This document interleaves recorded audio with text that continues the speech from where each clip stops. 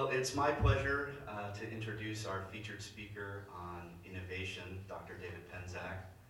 David is the founder of Vaporiety, which was named in 2011 as one of the 50 most innovative companies in the world by the Kauffman Foundation. He's also a serial entrepreneur, a serial inventor with more than 60 patents to his name. He has lectured at fine business schools such as the University of Delaware and Wharton, and he's consulted with many Fortune 500 companies, giving them insights on innovation. So please join me with a warm welcome for Dr. David Pensak.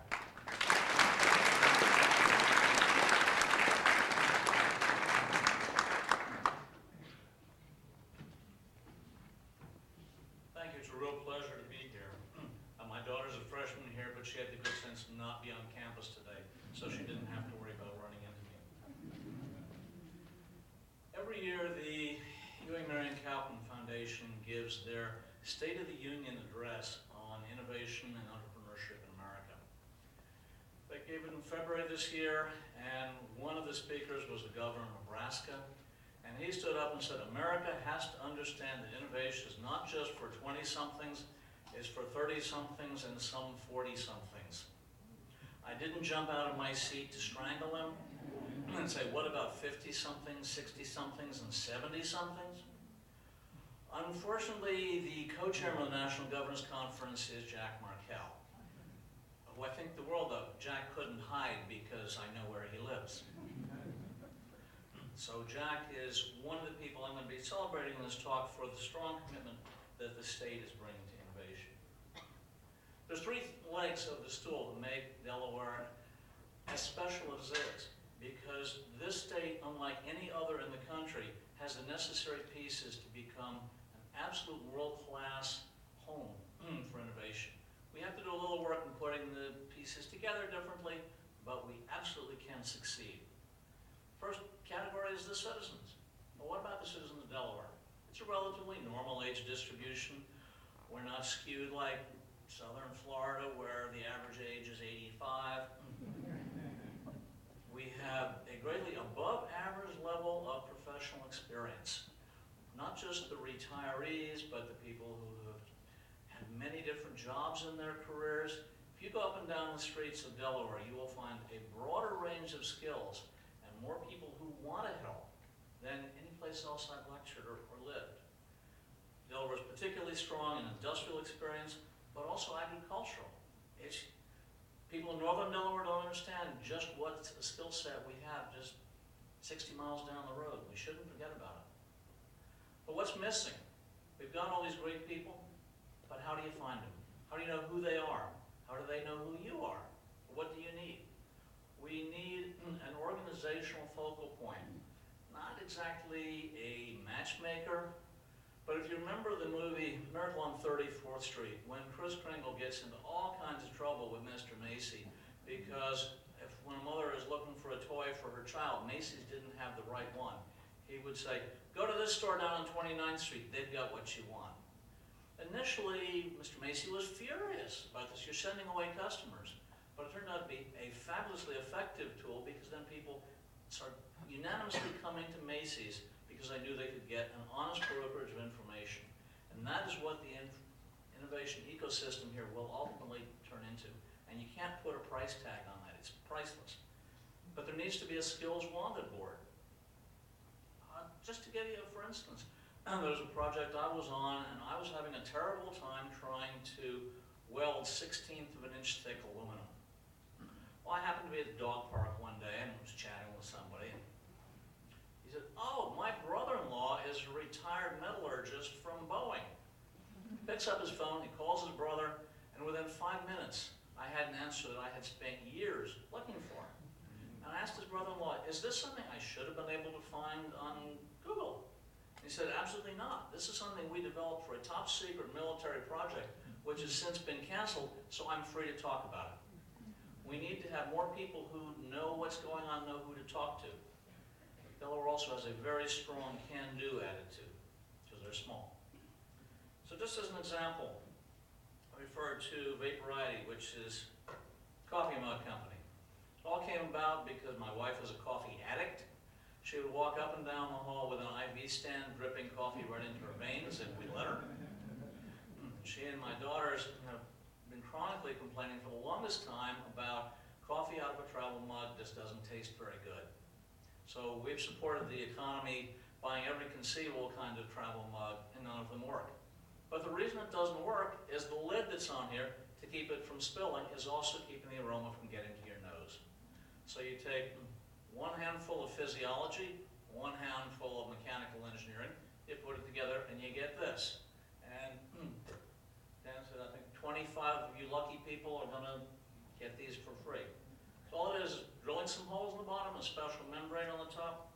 Starbucks is thrilled with this, and we're negotiating a nice contract with them. But now you put it over here, just as you can get coffee vapors through it, you can get calming vapors.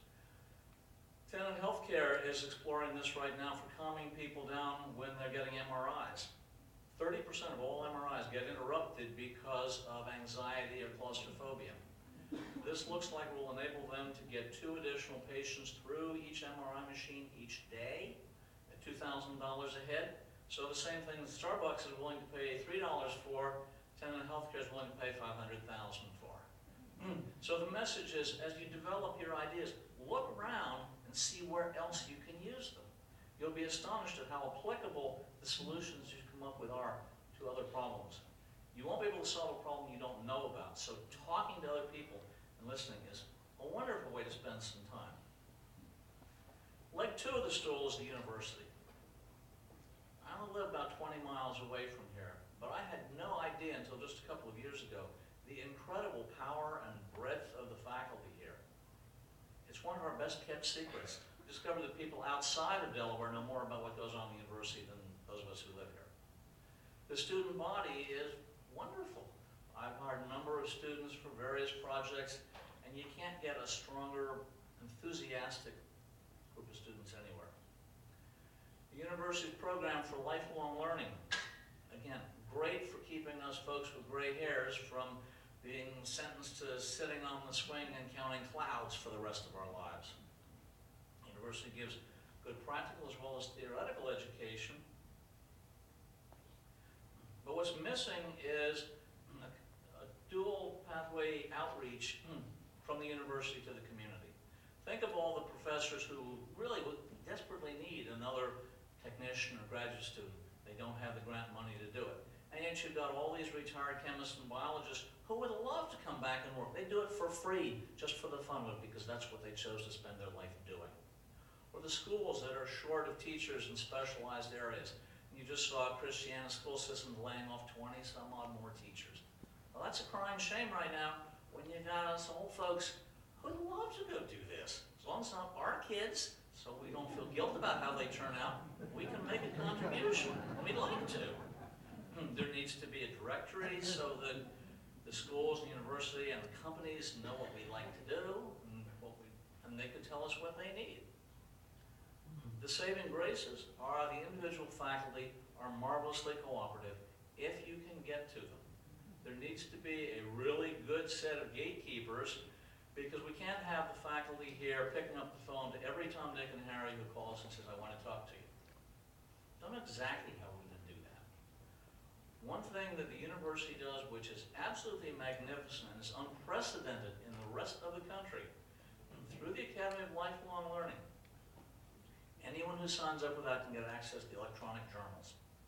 Think about while you're working for a company, you've got access to all the journals. The minute you're retired or laid off, now the information can help you come up with new ideas, new technologies, great new innovations you can't do because you're not licensed to look at that stuff. You can buy individual articles at $40 a piece, but if you have to choose between reprints or feeding your family, that's a tough decision. So the University of Delaware is the only university in the country that has that kind of program, and that makes it absolutely priceless for any of you who want to start out ideas and validate, do they make sense? What else has been done? You can't do it anywhere except here. The university is very high visibility. And since President Harper came, it's been great to see how more people are recognizing it. The business school has been very helpful, and we're announcing the formation of a little student-run growing company now. Kate Rumbecki, who I'm not sure is here today, she's a freshman, and what we come up with is a little booster battery for cell phones.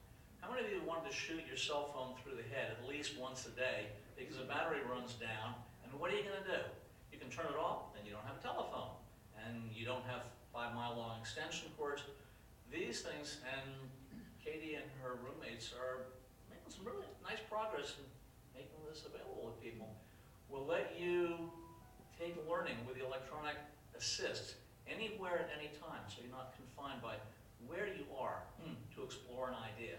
You don't have to worry about your batteries running down. So the university's been really supportive of this. All the profits are going to go to the students, and they have no downside whatsoever. They're not having to risk any money to do this. They have a very large captive customer base. There's many thousands of students on campus here, and the customer base turns over 25% per year. Several other universities have asked to be kept aware of how this is doing so they can do the same thing as well, because they like the model. And it's a great opportunity for students in different disciplines to get to know one another when they wouldn't through normal classroom activities. Third leg of the stool is a very proactive governor. Jack Markell was employee number 20 of Nextel, so he really understands what it takes to start a company. He doesn't understand poverty anymore, but we'll try to teach him. Delaware is uniquely positioned because of Amtrak. You can be in New York City or Washington, D.C. in 90 minutes. Two most important cities in the country for innovation entrepreneurship. So don't underestimate just being a stop on the Metro liner. What's missing? In the government support of innovation, very dedicated people, but none of them has ever really started a company before. Alan Levin is great, but he started with his daddy's company, Happy Harry's, did a great job with that, sold it to Walgreens, but has he ever had to roll up his sleeves and start a business out of his basement? No. So he may logically know what you're feeling, but he can't emotionally know it. So the state doesn't really understand exactly what kind of outreach is needed to drag you off the porch and get you earning money and paying taxes and all those good things. And they don't have a good handle on what are the resources that individual companies in the state have where they might need some help. When they do know that, they're great about doing introductions, but they need to get more energized in that. So saving graces, the governor really, really wants to fix this. It's an excellent climate for corporate governance. Having Chancery Court here makes it a whole lot more predictable. You don't have nearly the frivolous suits that have killed more small companies than the dog has fleas. And there's a willingness to open doors. I've not met anybody in the state government who doesn't want to help. You just tell them what you need. So in that vein, I'm announcing as of today that with the blessings of Governor Markell, we are launching the Governor's Commission on Experience Harvesting. To take those things that people who have gray hairs know and haven't had a vehicle for passing on. Approximately half of all the graduate students in this country right now in the science and technologies are foreign nationals. When they get their degrees, they're going home, and they're not there to help the U.S. economy grow, they're going there to compete with them. This is squeezing out American graduate students whose real strength is us old folks who remember how to do things back before we had laptops, even though some of us know how to use slide rules still. We have to find a way to take that wisdom and that experience and pass it on to younger generations. Because in 5 more years, Alzheimer's is going to take over all of us, at least us, and we're not going to remember what we don't remember. So this new commission, a ticket for membership is you have to have failed at something. It's very easy to talk about the things that worked, but you don't learn anything about what doesn't work. Think about the Olympic competition with broad jump. Up until 1912, it was the standing broad jump. The world record was 3 meters. Then they changed it to the running broad jump. World record now is over 10 meters. What's different? You now have momentum. You know what has worked, what doesn't. You know if you don't jump that way, you're going to land off the side and hit spectators or something like that. Remember the old slogan, those who do not study history have no chance of repeating it. between the brilliance of the faculty at the university and their commitment, the great stewardship of all the citizenry who still want to help and would like to do something about taxes and all that. They want to help. The government wants to help. So in conclusion, Delaware is a great place to succeed. I can't think of any state which is better positioned, once they get the pieces synchronized a little better, to start up a big company, start it small, and get it big fast before anybody even notices. Thank you.